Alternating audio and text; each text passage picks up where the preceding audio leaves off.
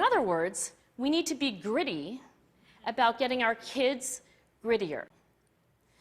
To me, the most shocking thing about grit is how little we know, how little science knows about building it. Every day, parents and teachers ask me, how do I build grit in kids? What do I do to teach kids a solid work ethic? How do I keep them motivated for the long run?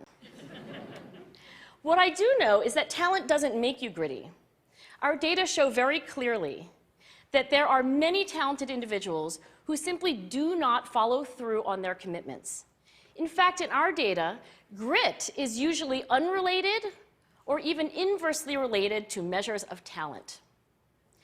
So far, the best idea I've heard about building grit in kids is something called growth mindset.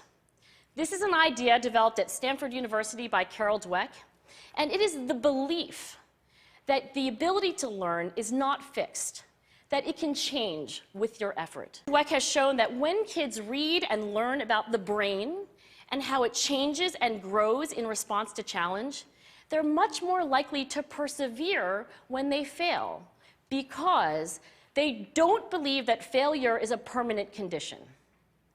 So growth mindset is a great idea for building grit, but we need more. And that's where I'm going to end my remarks, because that's where we are. That's the work that stands before us. We need to take our best ideas, our strongest intuitions, and we need to test them.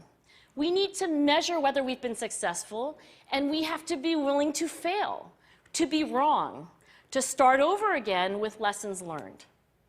In other words, we need to be gritty about getting our kids grittier.